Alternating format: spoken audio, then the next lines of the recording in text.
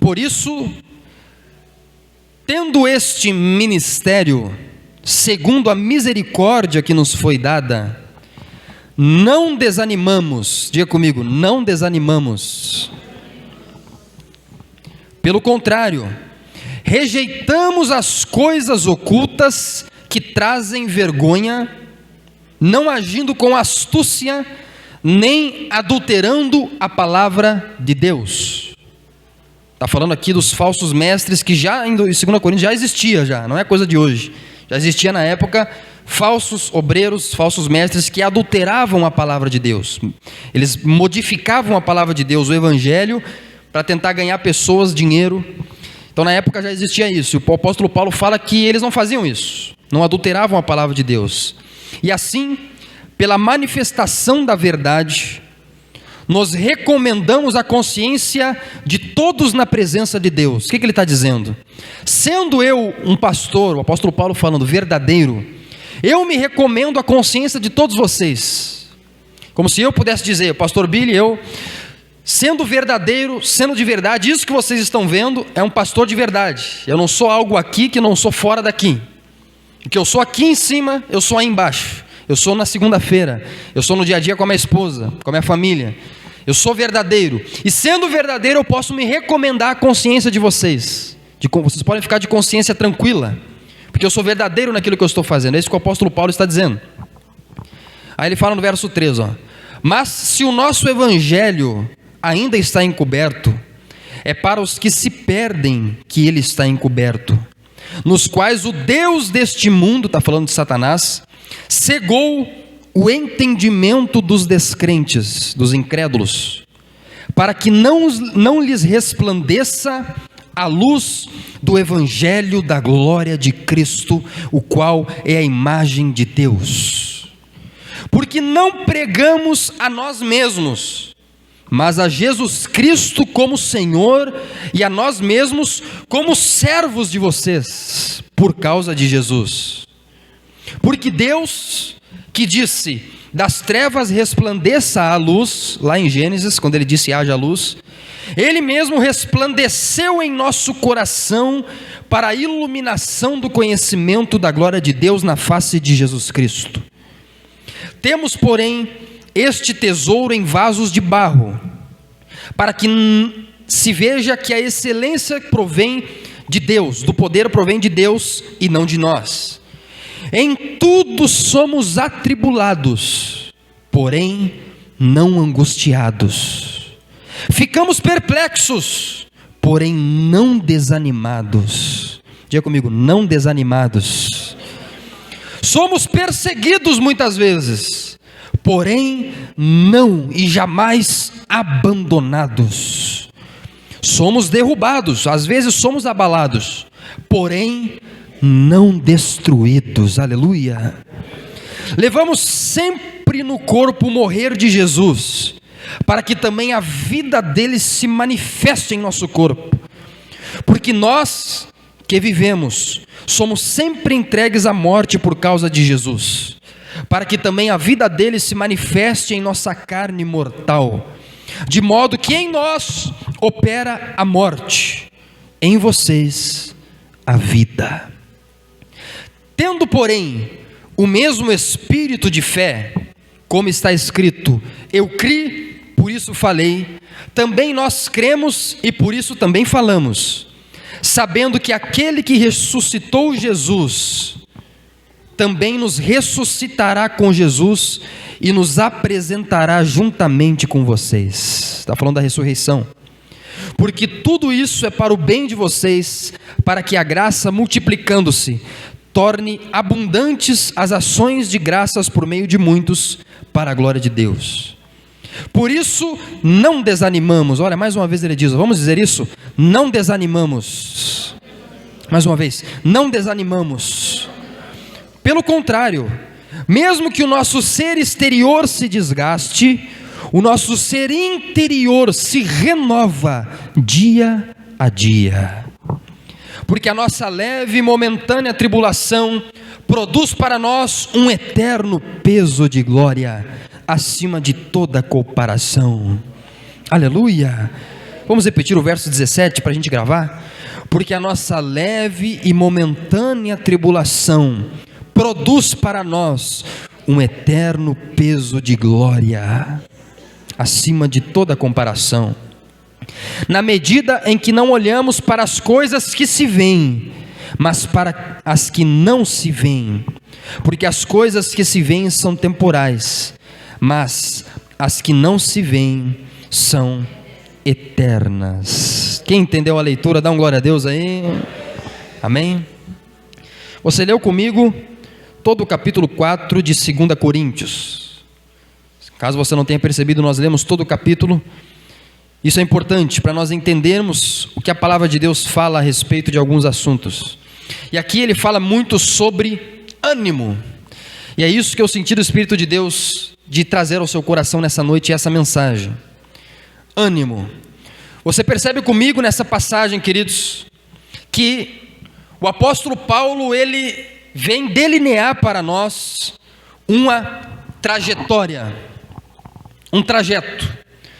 Todos nós temos e vivemos a vida, a nossa vida aqui na terra, ela é uma trajetória. O que você está vivendo, o que você está vivendo é uma jornada. A vida, viver, ter fôlego, ter o sopro de vida, poder acordar todas as manhãs, poder dormir todas as noites, é uma viagem, é como se fosse uma viagem, é como se fosse uma jornada. Uma jornada, uma viagem que tem horário, tem dia, tem local, tem tempo de saída, de partida, e tem horário, tem local de chegada, tem circunstância de chegada. Qual que é o horário, qual que é o tempo, qual que é o local, pastor, de partida dessa jornada que se chama vida? É o horário, o dia e o local onde você nasceu. Lá iniciou a tua jornada chamada vida. E qual que é o horário, o dia e a circunstância, pastor, do final desta viagem, dessa jornada? É o horário que já existe, é o dia e a circunstância da tua morte, caso você não passe pelo arrebatamento antes disso. Então é uma jornada que se inicia no nascimento e é uma trajetória que só se encerra na morte.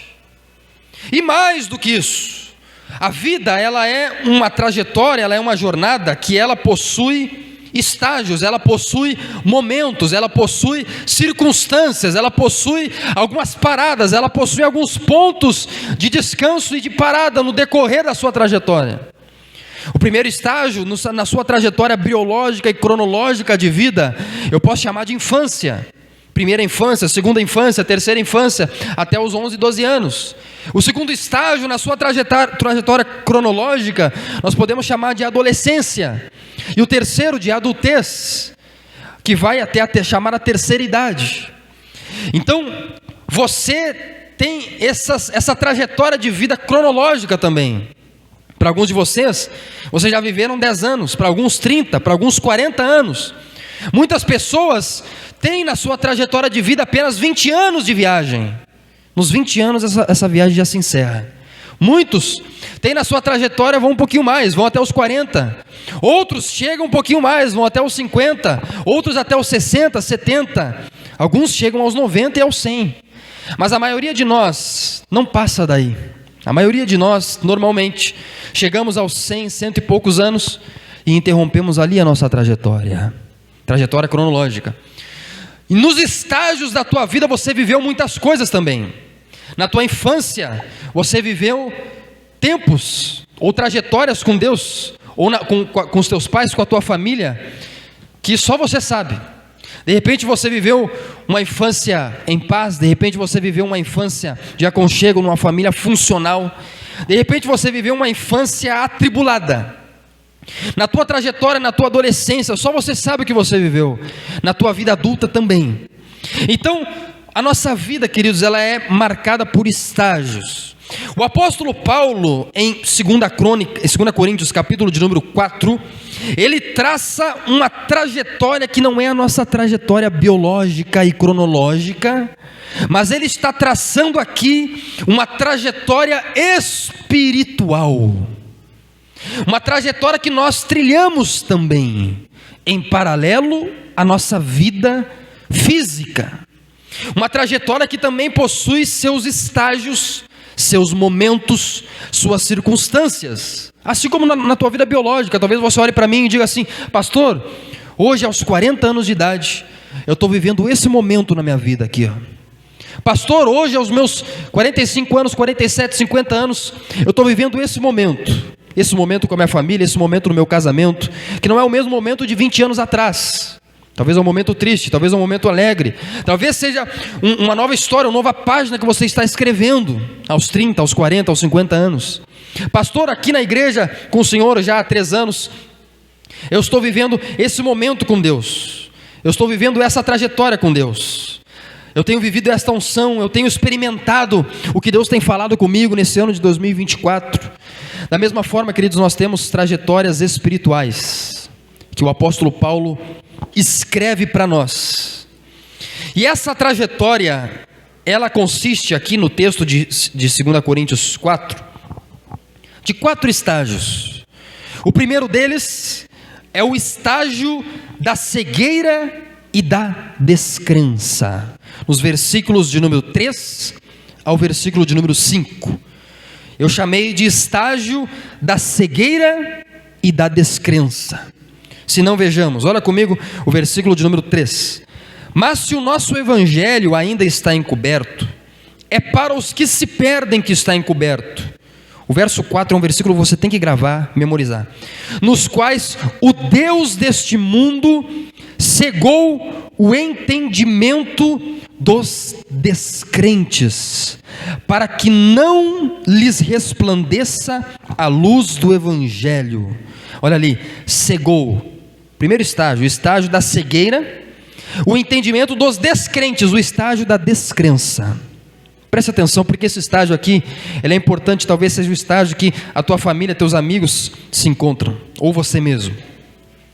Esse estágio, que no versículo 4 nós temos uma caracterização muito linda, muito clara, muito ampla do apóstolo Paulo, muito específica.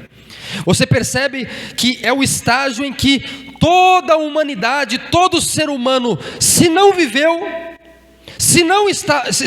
isso no passado, está vivendo isso no presente.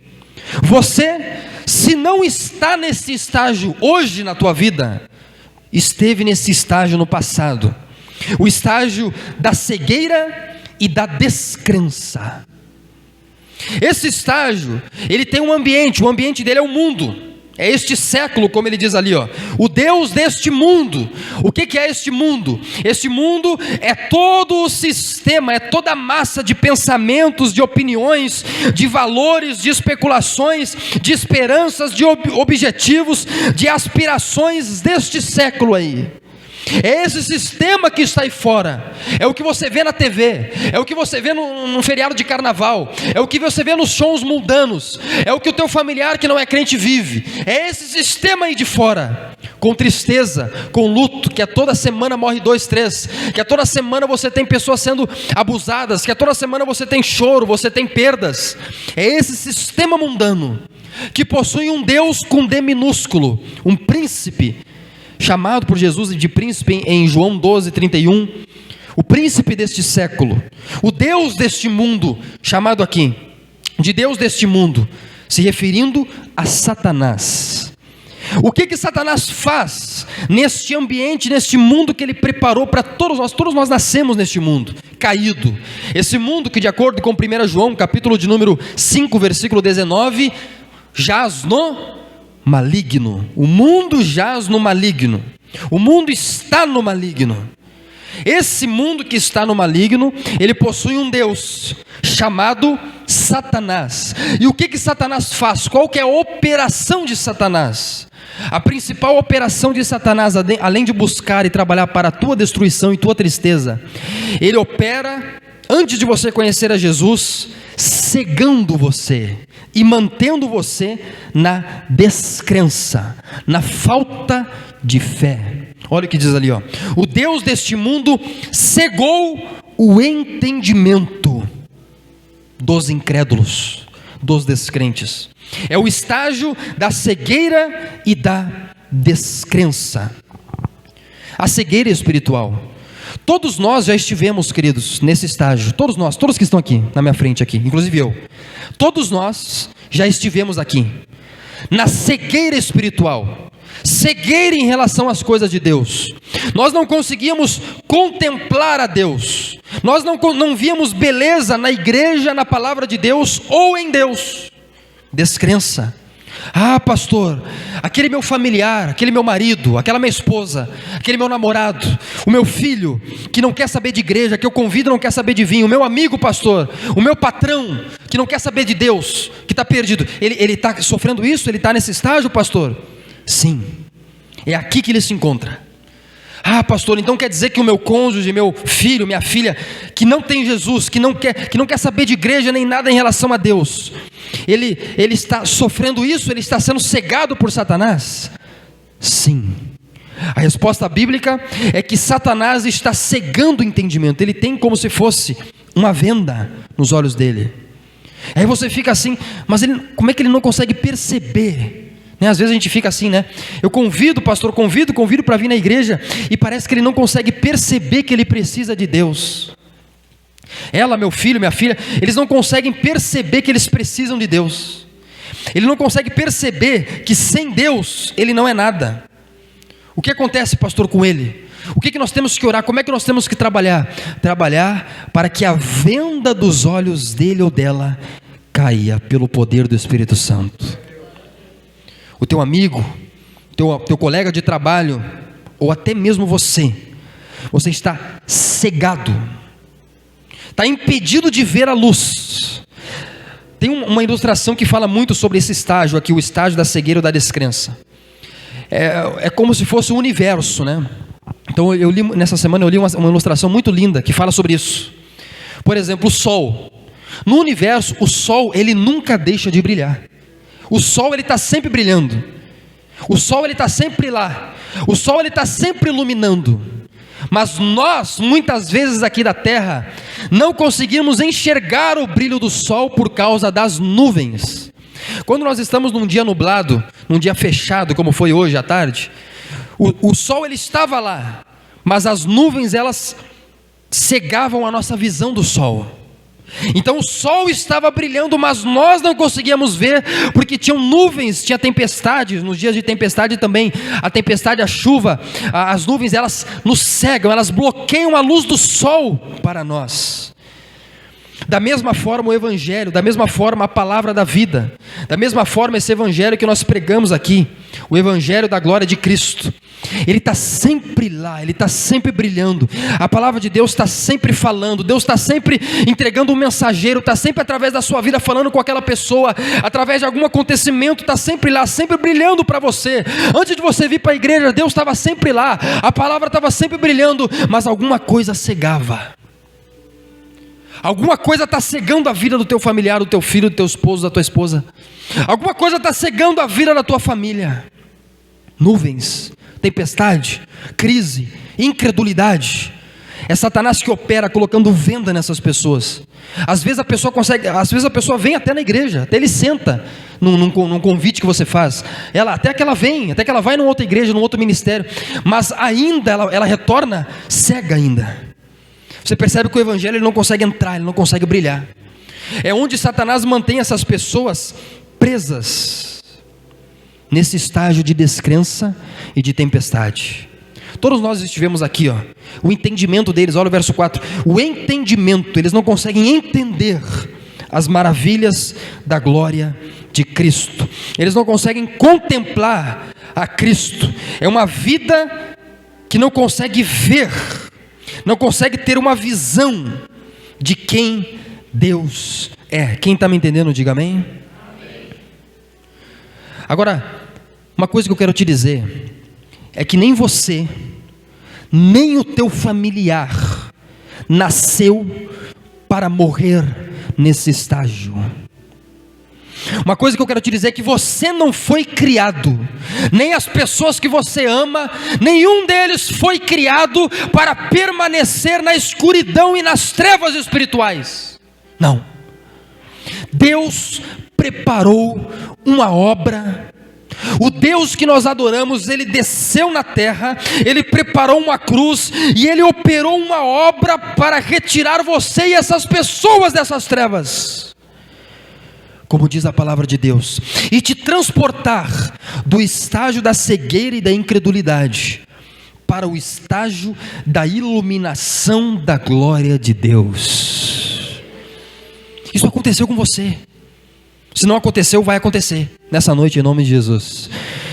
Mas se você já é cristão, se você já aceitou Jesus, se você já é batizado nas águas, se você já foi iluminado, é isso que aconteceu antes de ir na igreja, antes de conhecer aquele pastor que te batizou, antes de conhecer aquela obra. Você estava, como diz o versículo 4, cego no teu entendimento. Igreja para você não tinha atratividade nenhuma, a palavra de Deus não tinha atratividade nenhuma, odiava pastor, odiava igreja, odiava Deus, odiava Jesus, cego em relação às coisas de Deus, até que um belo dia, o versículo 6 aconteceu com você. Olha o verso 6, com todos nós já aconteceu isso, queridos, um belo dia, uma bela data, o verso 6 aconteceu conosco. Porque Deus que disse das trevas resplandeça a luz, Ele mesmo resplandeceu em nosso coração, para a iluminação do conhecimento da glória de Deus na face de Jesus Cristo. Em algum momento da sua vida, Deus brilhou em você, Deus brilhou no teu coração. Você estava cego, você estava nas trevas, na escuridão das tuas escolhas erradas, sem saber para onde ir, sem saber o que ia ser do casamento, o que ia ser dos filhos, na escuridão, sem saber como caminhar, sem saber como é que ia ser o final do ano, sem saber como é que ia ser os próximos 10 anos, até que um belo dia, isso aconteceu com você. Deus, Ele disse, assim como disse em Gênesis 1, quando a terra estava sem forma e vazia, e Deus disse, haja luz, e houve luz. Deus olhou para você, para o Lucas, para o irmão Jorge, para o irmão Cris, Ele olhou para você e disse, haja luz, e a luz brilhou no teu coração, a luz entrou. É isso que acontece no coração humano quando o Evangelho toca uma pessoa. A luz, ela brilha de tal forma que a venda cai. Esse é o milagre do Evangelho, esse é o maior milagre da palavra de Deus. O maior milagre que Deus vai fazer para você não é te dar o carro do ano, porque o carro hoje está bem, ano que vem já tem que estar no mecânico. Você acha que Deus está preocupado com isso? O maior milagre que Deus opera na vida de um homem e de uma mulher é resplandecer a luz do Evangelho da glória de Cristo. Você estava cego, até que Deus disse, haja luz, e a luz entrou no teu coração, resplandeceu. Olha ali, ó, a iluminação do conhecimento. Nesse momento em que isso aconteceu, se já aconteceu na sua vida, se não aconteceu, você não é cristão. Se já aconteceu, se não aconteceu, em nome de Jesus vai acontecer, diga amém. Nesse momento, a venda caiu. É isso que Deus vai fazer quando Ele decidir brilhar a luz do Evangelho na vida do teu familiar. É isso que vai acontecer quando Deus decidir brilhar a verdadeira luz do Evangelho na vida dos teus filhos, na vida dos teus amigos, dos teus vizinhos, dos teus parentes, daquelas pessoas que há tantos anos você, homem e mulher, tem orado, tem clamado, tem colocado o teu joelho no chão, buscado por essa pessoa que está perdida. É isso que vai acontecer. Deus vai dizer para essa pessoa, haja luz. E a luz fulgurante do Evangelho, o sol da justiça, o brilho da luz vai entrar no coração dessa pessoa, e a venda dos olhos dela vai cair, e ela vai conseguir ver. É o que acontecia com os cegos quando Jesus curava. Eles diziam, olha, eu não sei se ele é Messias, eu não sei se ele é fajuto, eu não sei se aquela igreja ela é verdadeira ou não, eu não sei se aquele pastor é muito jovem ou não, eu não sei disso e isso não me interessa. O que importa, diz o cego em João capítulo 9, é que eu era cego e agora eu consigo ver. Eu era cego e hoje eu tenho os olhos abertos, o meu coração foi iluminado. Eu consigo contemplar a Jesus como Deus. Quem entendeu, diga amém. Então, nós temos que orar e orar, até que Deus diga: haja luz na vida dos nossos amigos, na vida do bairro Itararé, na vida da nossa família. Nós vamos orar até que Deus diga: haja luz, e a luz vai brilhar. E onde a luz, querido, onde a luz do Evangelho brilha, não existe coração, não existe cegueira, não existe incredulidade que fique de pé diante da luz de Deus. Quem entendeu, diga amém. E aí você vai conseguir ver a glória de Jesus. Você vai conseguir entender, você conseguiu entender, ou você vai conseguir entender, ou essas pessoas que você tem orado, porque Deus me disse que há muitos anos tem pessoas aqui orando pelos seus familiares e não têm obtido resposta. Não desista de orar, não desanime. Foi por isso que eu li essa passagem hoje e pedi para vocês repetirem inúmeras vezes. Não desanimamos, não desanimamos. O apóstolo Paulo está dizendo isso para dizer para eles: não desanimem, não desanimem, permaneçam orando fiéis a Deus. Não desanime da tua caminhada com Deus, porque no momento certo, você ou essas pessoas vão abrir os olhos, as vendas vão cair, os olhos fechados, o cabresto vai cair, e essas pessoas vão conseguir olhar para a cruz, olhar para Jesus e ver a glória de Jesus. Vai conseguir entender que Jesus é o Cordeiro de Deus que tira o pecado do mundo. Vai conseguir entender que Jesus é o único caminho para se achegar a Deus, como ele disse em João 14,6: eu sou o caminho, a verdade e a vida, ninguém vem a Deus, ninguém vem ao Pai, senão por mim. Vai conseguir entender que Jesus é o único mediador entre Deus e os homens, como diz 1 Timóteo 2,5. Vai conseguir entender que Jesus é a luz do mundo, como diz João 8,12. Eu sou a luz do mundo, eu sou a luz da tua vida. Vai conseguir entender que Jesus veio ao mundo para proclamar a verdade, que Jesus veio ao mundo para destruir as obras do maligno, porque é isso que Jesus veio fazer. Quem entendeu, diga amém. Olha comigo, pode abrir para nós 1 João capítulo 3 verso 8, que diz, onde nós temos essa passagem: tudo que Satanás tem feito, tem orquestrado, tem feito, seja na sua vida ou na vida desse bairro, em nome de Jesus vai ser destruído pelo poder dele. Olha o que diz a palavra do Senhor em 1 João capítulo de número 3 versículo de número 8, leia comigo ali. 1 João 3,8, olha ali: aquele que pratica o pecado procede do diabo, porque o diabo vive pecando desde o princípio. Para isso se manifestou o Filho de Deus, para destruir as obras do diabo. Ou seja, tudo que Satanás tem feito, ele chama aqui de obra. Sabe o que é obra? O pessoal hoje em dia não sabe o que é obra, né? Os mais jovens. Obra é essa construção, é isso que você vai fazer. Eu digo isso porque esse dia um veio me dizer, né? Pastor, não encontro trabalho. Aí eu falei: não, irmão, tem um irmão, um tio meu que é pedreiro, ele tem um serviço para ti. Mas é que pedreiro não... Precisando de trabalho, mas pedreiro não trabalha, na obra é difícil. Então, aí eu ofereci trabalho na obra, não quer, porque é muito pesado, né?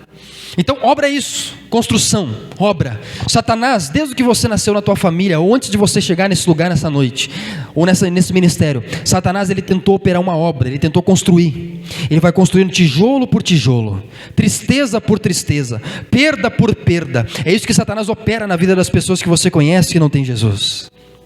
Uma obra. Ele vai construindo um castelo de tristeza e de destruição, até que um belo dia, Jesus chega e se manifesta para destruir a obra de Satanás. Diga comigo: Jesus tem poder de destruir a obra de Satanás. Quem entendeu, diga amém. O estágio da iluminação.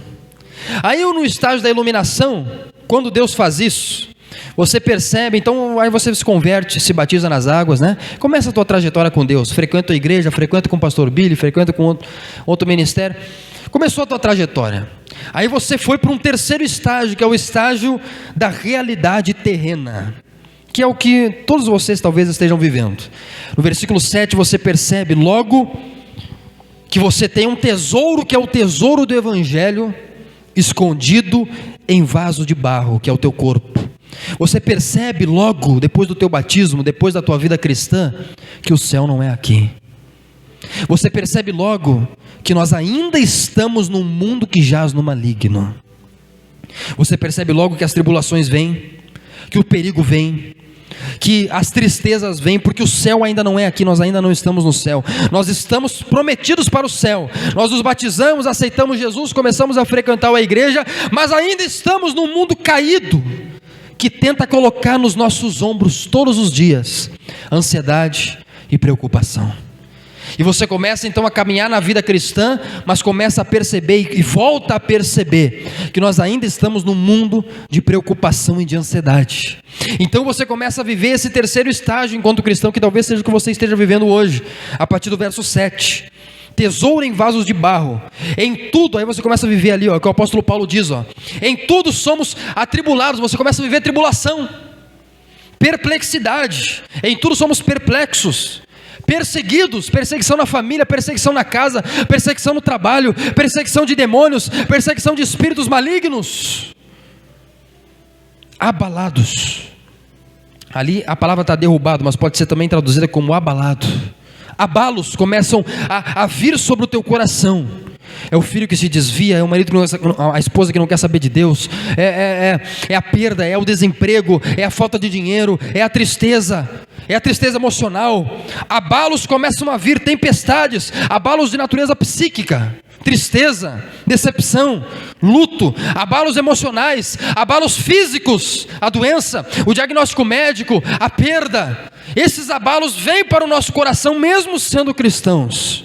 Essa luta que se levanta na justiça, essa luta que se levanta no nosso coração, essa depressão que ataca o nosso coração de uma hora para outra e a gente não sabe de onde veio, essa aflição, essa falta de fé, esse desânimo, a falta de vontade de ir na igreja, a falta de vontade de estar na comunhão com os irmãos, a falta de vontade de ler a Bíblia, a falta de vontade de orar, a falta de vontade de permanecer, a vontade de tacar tudo para o alto, a vontade de voltar para o mundo, a vontade de voltar para o pecado. Satanás começa a lançar, de acordo com Efésios 6, dardos inflamados na tua mente.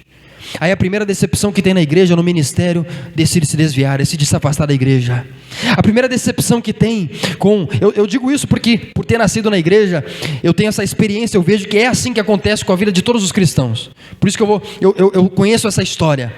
Aí a pessoa se decepciona a primeira vez, seja com um pastor, seja por motivos dignos ou não dignos, se decepciona com uma pessoa, se decepciona se separa, não sei, termina um relacionamento. Os filhos não vê a resposta das suas orações na hora que quer, não vê o milagre chegando na hora que quer, e decide, se desmotiva, perde a sua fé. Sua trajetória de fé vai sendo cheia de tribulação, perplexidade. É o que ele fala ali, ó, atribulado. O que é a tribulação que a gente chama?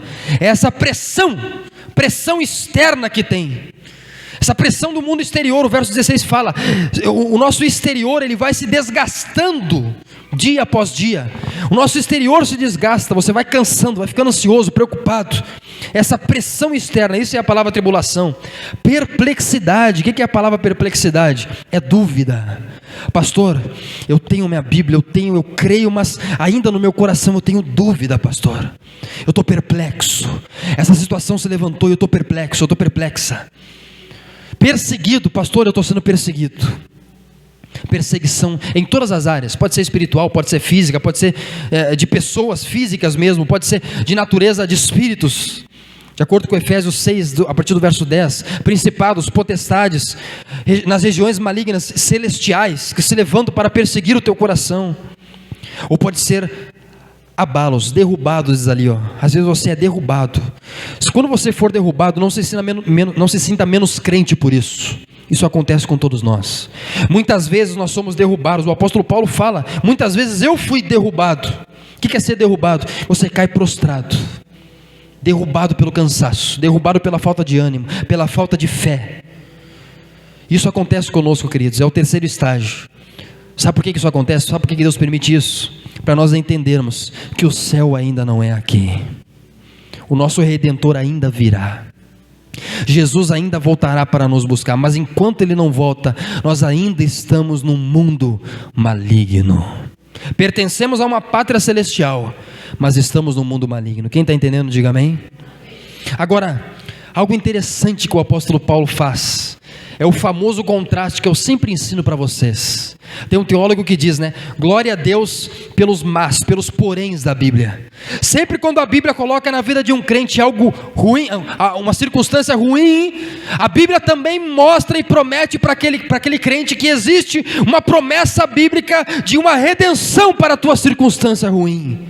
O apóstolo Paulo nos diz que por mais que nós estejamos atribulados, perplexos, perseguidos, abalados, por mais que nós vivamos momentos ruins na nossa vida, se nós somos cristãos, nós temos um adendo, nós temos um Deus que está conosco. Porque pessoas aí no mundo também andam atribuladas, perplexas, desanimadas. Quem não é cristão também fica assim, fica triste. E qual que é a diferença, pastor? A diferença é que você, que tem um pastor, que tem uma Bíblia, que tem uma igreja, quando você está atribulado, você não para no atribulado, você vive a segunda metade da sentença bíblica do apóstolo Paulo. Por mais que nós estejamos atribulados, porém, jamais estaremos angustiados. Ficamos perplexos, ficamos muitas vezes sem saber o que vai acontecer, muitas vezes ficamos na dúvida, porém jamais ficamos desanimados. Somos perseguidos por espíritos, às vezes levantes espirituais se apossam das nossas finanças, da nossa família, do nosso trabalho, do nosso coração. Porém, eis a promessa para ti nessa noite: você jamais ficará abandonado. Deus sempre estará com você no momento da tribulação e do desânimo, mesmo na fornalha, mesmo no fogo. Deus estava com aqueles 3 jovens, Sadraque, Mesaque e Abednego. Jesus estava lá, cuidando deles na fornalha. Quando Jesus estava no deserto, sendo tentado pelo diabo, a Bíblia diz que os anjos de Deus vieram e deram comida para Jesus devido à sua fidelidade. Mesmo no deserto, Deus está com você. Quando o povo de Israel estava vagando no deserto 40 anos, o que diz a palavra de Deus? Que água saía da pedra, que pão caía do céu, que de dia tinha uma coluna de noite tinha uma coluna de fogo iluminando, e de dia tinha uma nuvem que guiava o caminho, mesmo no deserto. Por quê? Porque mesmo que nós estejamos perseguidos, jamais estaremos abandonados, mesmo que muitas vezes nós sejamos abalados, em alguns momentos da nossa trajetória, derrubados pela má notícia, pelo desemprego, pela crise conjugal, pelo filho que decide sair de casa, pela falta de fé, pela falta de ânimo. Mesmo que muitas vezes isso aconteça, a Bíblia diz que apesar de sermos abalados, jamais seremos destruídos. Diga assim: eu jamais serei destruído. Aleluia. Quem entendeu, diga amém. Então eis a promessa bíblica para você nessa noite. Eu quero nessa noite me levantar como um pastor e um profeta no teu coração para dizer, para essa igreja do bairro Itararé que nós plantamos aqui do 0 a 3 anos atrás, para dizer para o teu coração, em nome do Senhor Jesus Cristo, se Deus habita nesta casa ou nesse ministério, por mais que você esteja atribulado, por mais que tribulações se levantem na sua vida, você não ficará angustiado. Por mais que você fique perplexo, você jamais ficará desanimado, desanimada. Por mais que você seja perseguido por A, por B, por C, por mais que essa igreja seja perseguida por A, por B ou por C, por palavras contrárias, por trabalhos feitos, nós jamais seremos abandonados por Deus. Por mais que sejamos abalados, nós jamais seremos destruídos. Deus está conosco, Deus está conosco, Deus está conosco, Deus está conosco. Deus está com você, Deus está com tua casa, Deus está com teu ser, Deus está no teu casamento, Deus não te esqueceu, Ele ainda está no alto e sublime trono, no comando de todas as coisas, e no momento certo, a luz do Evangelho vai brilhar, como está brilhando nessa noite no teu coração, te trazendo força, te trazendo ânimo, através dessa palavra. Aleluia, aplauda Jesus, você que crê nisso. Arabaçuia, arabacanda, arabaralabacê. Diga assim: a minha hora vai chegar. Diga assim: a minha vitória vai chegar. Diga assim: uma hora a luz vai brilhar nas minhas finanças, no meu casamento, na vida da minha família. Aleluia. Todos vocês que estão aqui, muitos foram as semanas, as noites, os sábados que eu orei pela sua vida. E por mais desanimado que eu estivesse, eu sempre li essa passagem. Deus me animava dizendo: uma hora a luz vai brilhar nesse bairro, uma hora a luz vai brilhar na vida dessas pessoas, e Deus vai fazer isso em nome de Jesus. Diga assim: grandes coisas estão por vir, grandes coisas vão acontecer nesse lugar e na minha vida. Quem entendeu, diga amém. Para mim encerrar, verso 16: por isso não desanimamos. Diga para a pessoa que está ao teu lado aí, ó, não desanima, viu, minha irmã? Fala para ele: não desanima. Amém? É o que ele está dizendo. Não desanime, não perca o teu ânimo, tua força. Por quê? Porque mesmo que o nosso ser exterior esteja se desgastando, ele diz ali, esteja em desgaste, mesmo que o trabalho nos canse, que a família nos canse, que os afazeres domésticos, os afazeres da semana nos cansem, porque a gente fica desgastado por esse mundo aí fora, mesmo apesar disso, o nosso interior se renova dia após dia. O teu interior, essa é a vida de um cristão. Um cristão, ele é assim. Um cristão, mesmo cansado, mesmo desanimado, mesmo sendo desgastado pelo exterior, pelas más notícias, quando ele chega na igreja na sexta-feira aqui ou no domingo, Deus usa esta palavra para renovar o teu interior dia após dia. Porque a nossa leve e momentânea tribulação, aqui nem vai dar tempo de eu pregar isso daqui, porque é muito profundo o que está escrito aqui, vou ter que deixar para uma próxima oportunidade.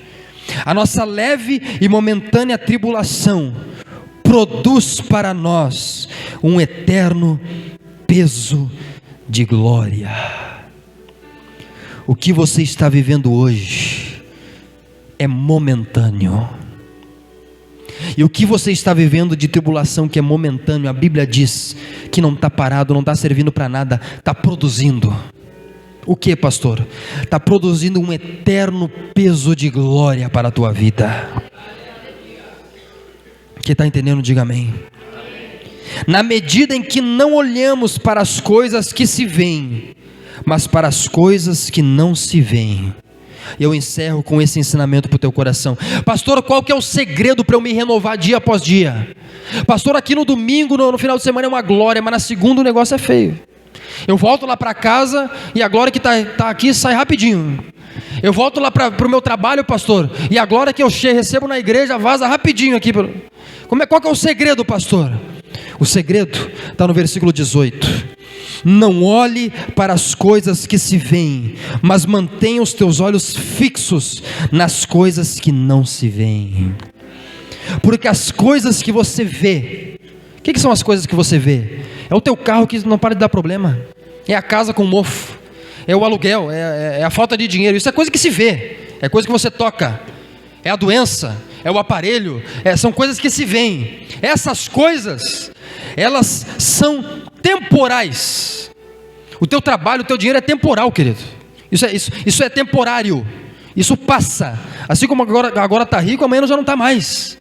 O dinheiro, as coisas que se veem, essas coisas materiais, esse prédio aqui, isso daqui é temporário, isso daqui vai passar. Mas as coisas que você deve olhar e manter os teus olhos, elas não se veem. Essas coisas, elas são eternas.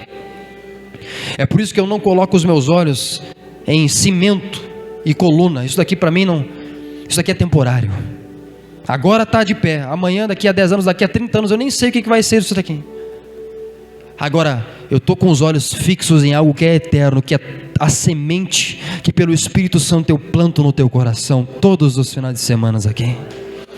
É a semente eterna que você pode ter certeza. Você acha que não, porque você não está vendo, mas você pode ter certeza que cada vez que você prega o evangelho, que você convida, que você libera, compartilha uma mensagem, compartilha um versículo com essa pessoa, você está plantando uma semente eterna no coração dessa pessoa, e essa semente vai gerar frutos em nome de Jesus.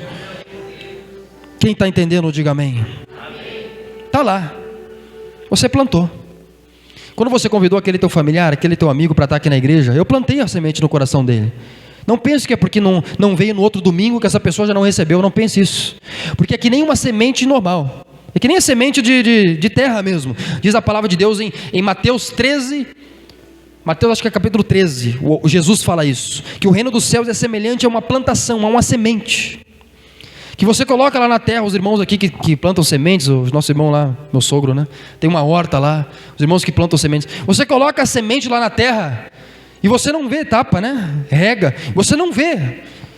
Você olha de cima e parece que não está acontecendo nada. Mas dentro da terra alguma coisa já está acontecendo. Você está olhando por fora e não está dando resposta nenhuma. Está olhando por fora o teu filho, teu familiar, teu amigo, e não está vendo reação nenhuma. Mas não é por isso que não existe algo acontecendo dentro da terra. Quando você começa a ver, é quando ela já está crescendo, que saem as primeiras folhas, né? Sai o primeiro broto. Mas ali, para aquilo acontecer, ela já teve que romper primeiro. Ela já teve que ser muito regada em oração primeiro. Quem está entendendo o que eu estou dizendo, diga amém. Já está rompendo, já abriu a semente, mas está lá dentro. De fora você não vê nada, né? Mas alguma coisa já está acontecendo na vida dessa pessoa em nome de Jesus. Quem está entendendo, diga amém. Quando ele vê lá, ó, toda sexta e todo domingo, você chegar em casa depois do culto com a Bíblia, diga amém. Que o crente tem que carregar a Bíblia, né? Bíblia debaixo do braço. Nem que você não leia, mas tem que carregar para mostrar que está indo na igreja. Carrega aqui para mostrar. Você está chegando lá, o teu vizinho está vendo, ele vê você chegar lá. Teu amigo, teu familiar, ele vê. Você não pensa que ele não observa, ele observa. Ela foi, ele está fiel, ela está fiel. Alguma coisa tem que ele está fiel nesse lugar. Aí lá, depois de 1 ano fazendo isso, 2, 3 anos, essa pessoa diz, tá, mas deixa eu dar uma olhadinha lá para ver o que é isso. Aí ela diz, ô fulano, quando é que é teu culto lá? Deixa eu participar lá para ver o que Deus está fazendo lá. Você está entendendo? Diga amém? Então diga, tudo que eu faço é uma semente. Quem quer regar sua semente, dá um glória a Deus aí em nome de Jesus. No momento certo você vai ver a tua semente dando fruto. Aleluia. Assim é você que está estudando para um concurso, estudando para um trabalho, você que está trabalhando, guardando dinheiro, tudo isso é semente, que no momento certo você vai conseguir colher os frutos em nome de Jesus. Quem entendeu, diga amém. Então diga assim, ó, eu não vou desanimar, eu vou permanecer.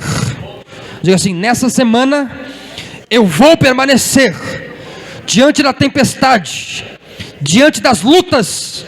Diga assim, a minha fé vai permanecer em nome de Jesus. Coloque-se de pé que eu quero orar com você em nome de Jesus. Aleluia. Eu quero orar com você para fortalecer o teu coração. Rabassuia rabacandará. Feche os seus olhos por gentileza. Vamos orar.